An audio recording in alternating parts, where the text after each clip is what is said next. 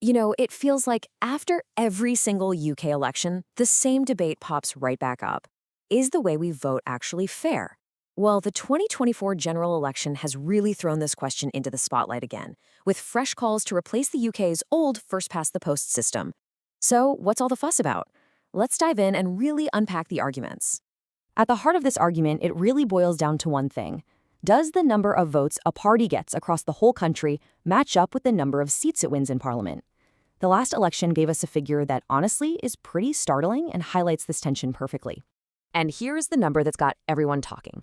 Out of 650 members of Parliament who were just elected, only about 90 of them, just 90, actually won with a real majority of votes in their local area. Think about that. The vast majority of MPs are now in their seats without the support of more than half of the people who voted. It's this single fact that's really fanning the flames of the debate for electoral reform. So that leads us right to the big question we're digging into today, based on the arguments from our source material. Is the system we have now broken, or does it have some hidden strengths that its critics might be overlooking? And hey, if we did change it, what would we actually gain, and what might we lose in the process? Okay, so to really get into this, we need to be crystal clear on the two main players in this debate. The system we have right now, first past the post, and the big alternative everyone talks about, proportional representation. Right, so first past the post, or FTPP for short, is the system the UK uses. The easiest way to think about it is like 650 separate little races, one for each local area or constituency. In every single one of those races, the candidate who gets just one more vote than anybody else wins the seat. It's a pretty straightforward winner-takes-all deal. You don't need a majority, you just need to come in first. Now, proportional representation, or PR, is a totally different way of looking at it.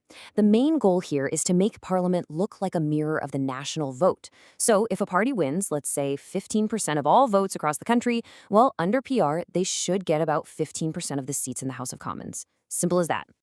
All right, let's get to the main event. We're going to put these two systems side by side and see how they stack up. We'll compare the pros and cons, all based on the key arguments from our source. First up, what about your connection to your local MP? Under first past the post, you're voting for a specific person to represent your town, your neighborhood. That creates a really strong local link. The argument against PR is that this link gets weaker. You're often voting for a party first and foremost, which means your MP might feel more accountable to their party than to you. And what about the government itself? Well, first past the post usually gives you a clear winner, with a majority and a strong opposition ready to take over. That makes it really straightforward for voters to, kick the rascals out. PR, on the other hand, often means you get coalition governments, and that can make it tricky to know who's really in charge and who to blame when things go wrong. Okay, let's talk about what this feels like for you, the voter. FPTP is simple, but it leads to that whole game of tactical voting, where you don't vote for who you want to win, but for the candidate who can stop the person you really don't want to win. With PR, your vote almost always counts, so that wasted vote feeling goes away. But here's the catch. Small parties can suddenly become kingmakers in coalition deals, giving them a ton of power that might not match their actual vote share. This also changes how political parties behave. To win under first past the post, a party has to appeal to a really wide range of people. They have to be a big church, so to speak, welcoming lots of different viewpoints to win those local races. The source argues that PR can do the opposite. It can encourage parties to focus on a single narrow issue because they only need to grab a small slice of the national vote to get a seat at the table. You might think this is a pretty modern debate, but nope. This conversation has been going on for a long time. In fact, let's bring in a voice from over a century ago, the very influential British legal expert A.V. Dicey. So way back in 1885, Dicey looked at the arguments for PR and basically said, hold on a minute. He fundamentally doubted whether making Parliament a perfect mathematical reflection of every single opinion in the country was actually a good thing for running a government effectively. Dicey basically had three big problems with it. First, he was worried that super complex PR systems would just hand more power to party insiders, the wire pullers as he called them. Second, he argued that a government needs to be able to act decisively, and that unity of action is more important than representing every tiny shade of opinion. And finally, he warned it would create a parliament full of small, single-interest groups all trading favors, what's known as log rolling, which could paralyze the whole system. Okay, so we've looked at the history, we've looked at the modern arguments. Where does our source material actually land on all this? Let's break down the author's final conclusion and the principles that got them there.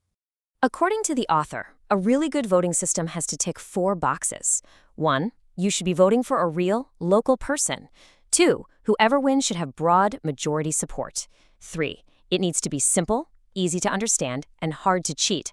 And 4, and this is a big one, it has to be easy for voters to throw a government out.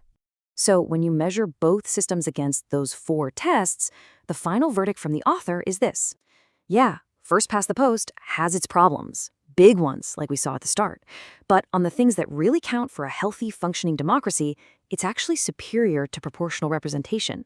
The key takeaway here is they favor fixing FTP, not scrapping it. And here's their idea for a fix. A cautious proposal for a runoff vote. It's a 2-step process. If the first vote in a constituency doesn't give any candidate more than 50% support, you just hold a second vote. And in that second vote, it's a straight head-to-head choice between only the top 2 candidates from the first round. So what's the upside here? Well, the argument is that this system would guarantee every single MP has genuine majority support. It would cut down on tactical voting, and it would help make the final seat count a bit more proportional to the national vote, all while keeping that really important local link between you and your MP. And that really brings us back to the fundamental trade-off, doesn't it? There's no such thing as a perfect system. So the question for you to think about is, what do you believe a voting system should prioritize above everything else? Is it the perfect fairness of proportional representation, the stability and clear accountability of first past the post, or maybe just a simple choice? That's the real tension at the heart of this entire debate.